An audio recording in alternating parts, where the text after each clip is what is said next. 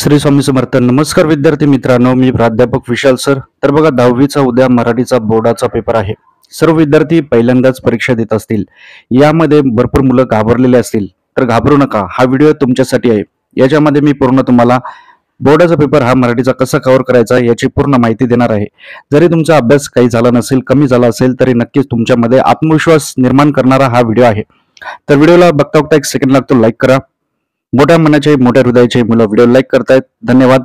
त्याचप्रमाणे चॅनलवर नवीन असताल तर नक्कीच चॅनलला सबस्क्राईब करा. या ठिकाणी तुम्हाला सर्व ऑनलाईन लेक्चर्स, त्याचप्रमाणे ऑनलाईन माहिती PDF स्वरूपात सर्व इम्पॉर्टंट प्रश्न भेटतील. याआधी तुम्ही जर आमचं नाना फाउंडेशन ऍप डाउनलोड केलं नसेल तर व्हिडिओच्या खाली एक लिंक दिलेली आहे, ते फटाफट क्लिक करा आणि ऍप डाउनलोड करा. या ठिकाणी तुम्हाला 10वीच्या बोर्डाचे प्रत्यक्ष पेपर कसे असतात, पूर्ण विषयांचे, सेमी इंग्लिश, मराठी मीडियम आणि इंग्लिश मीडियम या तिन्ही माध्यमांसाठी ऑल SSC बोर्ड हा नावाचा कोर्स आहे. 194 रुपयात सर्व विषय तुम्हाला भेटतील आणि बोर्डाच्या प्रत्यक्ष प्रश्नपत्रिका कशा असतात याची माहिती पूर्ण आहे याच्यात. त्यानंतर दुसरा जो उद्या मराठीचा पेपर आहे त्याच्यामधले काय IMP प्रश्न आहेत तो कोर्स आहे, तो फक्त 99 रुपयांमध्ये आहे. तर फटाफट व्हिडिओच्या खाली लिंक आहे, क्लिक करा. लिंक ओपन नसेल तर डायरेक्टली तुम्ही प्ले स्टोअरला नाना फाउंडेशन अवश्य सर्च करा. या ठिकाणी तुम्हाला पूर्ण IMP प्रश्न परीक्षा होईपर्यंत भेटतील. तर आपण बघूयात की बोर्डाची स्ट्रॅटेजी काय असली पाहिजे, कशा प्रकारे आपण उत्तर लिहिल्यानंतर आपण 80 पैकी 80 गुण मिळवू शकतो. तर बघा विद्यार्थी मित्रांनो, उद्या बोर्डाचा पेपर आहे. अशा प्रकारे तुम्हाला बोर्डाचा पेपर असेल तर तुम्हाला सर्वप्रथम हे सर्व पॅराग्राफ व्यवस्थित रीड करायचे आहेत आणि या ठिकाणी तुम्हाला सर्व प्रश्न व्यवस्थित वाचायचे आहेत. हे प्रश्न वाचल्यानंतर तुम्हाला पॅराग्राफ वाचून सर्व याची उत्तरं सोडवायची आहेत.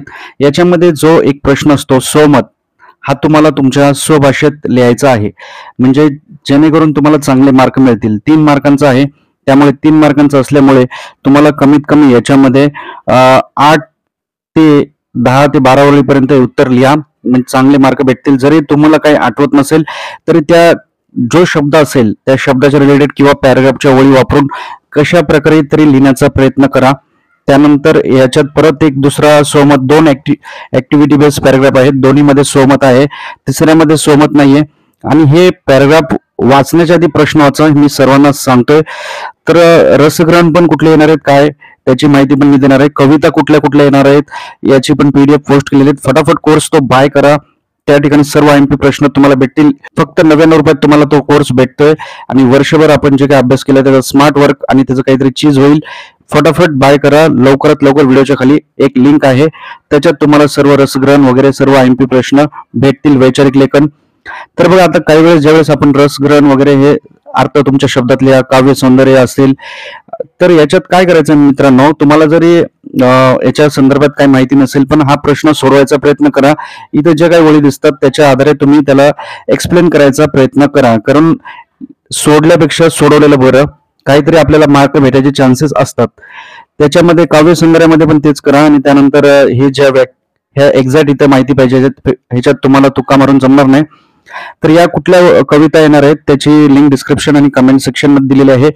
तर 99 रुपयाचा विचार करू नका आणि तुम्हाला नंतर पछतावा होऊ शकतो, त्यामुळे आताच कोर्स तो बाय करा फटाफट. आणि रसग्रहण देखील मी तुम्हाला IMP सांगितलेले आहेत. त्यानंतर वैचारिक लेखन स्थूल वचन मध्ये काय करा, 4 स्थूल वचन आहेत, त्याच्यामधले 2 कुठले तरी परफेक्ट करा. परफेक्ट ते धडे वाचा, तुम्हाला हा पूर्ण पॅराग्राफ कव्हर होईल, हे लक्षात ठेवा. समासमध्ये तुम्हाला लक्ष ठेवायचं, संख्या वगैरे तुमच्या ज्या आल्या संख्या आल्या तर द्विगु समाज असतो, जसं इथे लगेच दिसतोय आपल्याला त्रैलोक्य. मग हे जे काय कर्मधारण्य आणि द्विगु समाज म्हणजे कर्मधारण्य ज्या ठिकाणी कर्माचा उल्लेख असतो, शब्दसिद्धी, असे 2-3 काहीतरी ट्रिक्स वापरा. अशा वाक्यप्रचार पण मी IMP दिलेले सर्व. समानार्थी विरुद्धार्थी शब्द थोडी मित्रांची इकडे तिकडे मदत घेऊ शकता, तुम्ही विचारू शकता. किंवा तुम्हाला एखाद्या वेळेस याच्यातलं काही अर्थ वगैरे विचारायचं असेल तर थोडं शांततेने विनम्रतेने तुमच्या वर्गावर जे ब्लॉक सुपरवायझर असतील त्यांना तुम्ही विचारायचा प्रयत्न करा. नक्कीच ते थोडीशी मदत करू शकतात जर तुमची विनम्रता असेल तरी. आणि याच्यामध्ये एक्झॅक्ट उत्तर लिहा, कारण हे 1 मार्काचा प्रश्न आहे. पारिवारिक शब्द. आता इथे पत्रलेखन मी सांगतो तुम्हाला, पत्रलेखन रेफर करू नका. पत्रलेखनच्या ऐवजी तुम्ही हा जो प्रश्न दिलेला आहे सारांश लेखन, तुम्हाला जो अपठित गद्य दिलेला असतो त्याचं सारांश लेखन करायचं असतं. जो एवढा मोठा पॅराग्राफ दिलेला असतो, समजा 10-11 ओळींचा असेल, त्याला फक्त 3 ओळी लिहायच्या आहेत, 3 किंवा 3.5. तर या कशा लिहायच्या, पूर्ण पॅराग्राफ वाचा, जे काय आठवत आहे ते सरळ सरळ त्या आपल्या हाताने लिहून टाका तिथे. म्हणजे तुमचे पिक्चर बघून आल्यानंतर तुम्ही कसं 2-3 मिनिटात तो 3 तासाचा पिक्चर सांगता, त्याप्रमाणे तो पॅराग्राफ वाचा आणि सरळ जे काय आठवतं ते लिहा. पण इथे कमी लिहायचंय. कमी लिहिल्यानंतर जास्त मार्क भेटतील आणि त्याला एक व्यवस्थित शीर्षक टायटल पण तुम्हाला द्यायचं आहे. त्यानंतर कृती सोडवा पुढचा जो प्रश्न आहे, याच्यामध्ये जाहिरात लेखन आणि बातमी लेखन अटेंड करा. जाहिरातीमध्ये तुम्हाला सुरुवातीला इथे टायटल लिहायचं आणि इथे तुमचे काही प्रस्तुत मुद्दे आहेत ते मांडायचे आणि शेवटच्या ठिकाणी तुम्हाला संपर्क असं मोठ्या अक्षरात लिहून तिथे संपर्क लिहायचा आहे. या थोडेसे फॉर्मॅटला जास्त मार्क आहेत, लक्षात ठेवा. बातमी लेखनमध्ये पण फॉर्मॅट लक्षात ठेवा. बातमी लेखनमध्ये तुम्हाला हेडिंग, जे पेपर तुम्ही बघता, हेडिंग नंतर तारीख आणि तारीखच्या खाली नंतर तुम्हाला लोकेशन आणि नंतर मग कंटेंट बातमीचं 4-5 ओळी असलं पाहिजे. त्यानंतर कथा लेखन अटेंड नाही केलं तर चालेल, 2च सोडवायचे असतात. त्यानंतर याच्यामध्ये प्रसंग लेखन किंवा आत्मकथन दिलेलं आहे. याच्यात मी तुम्हाला सांगेल की वैचारिक लेखन अटेंड करा. इथे तुम्हाला निबंधासारखं तुम्ही ओळी लिहू शकता. मग भविष्यकाळात लिहायचे का भूतकाळात, असे काही मुलांनी मला प्रश्न विचारलेले. जसं तुम्ही निबंध लिहिता त्याप्रमाणे इथे लिहा. फक्त इथे जास्तीत जास्त स्लोगन, म्हणी, तुमचे काही वाक्यप्रचार असतील, त्याचा कविता असतील, त्याचा वापर देखील इथे करू शकता. प्रस्तुत मुद्दे जे मांडा आणि त्या मुद्द्यांना एक्सप्लेन करायचा प्रयत्न करा. टाइम, वेळेचं नियोजन करा. क्रॉस चेक करा पेपर. शेवटचे 10-15 मिनिटं, 10 तरी मिनिटं आपण काय लिहिलंय काय नाही हे क्रॉस चेक करा आणि प्रश्न क्रमांक व्यवस्थित टाकलेत का नाही ते बघा. ऑप्शन सोबत सोडवण्याचा प्रयत्न करू नका. फक्त ऑब्जेक्टिव्ह जे प्रश्न दिलेले आहेत ते ऑप्शन पर्यंत सोडवण्याचा प्रयत्न करा. या अशा काही बेसिक गोष्टी तुम्ही पाळल्या तर तुम्हाला नक्की चांगले गुण मिळतील. ज्याचा अभ्यास झाला नाही तो जरी तुम्ही थोडंसं मनामनाने उत्तर लिहिले तरी तुम्हाला चांगले मार्क भेटू शकतात. स्थूल वाचन व्यवस्थित वाचून घ्या. रसग्रहण येत नसेल तर त्याच्यामध्ये ओळी ज्या दिलेल्या आहेत त्या ओळींच्या आधारे त्याला एक्सप्लेन करायचा प्रयत्न करा.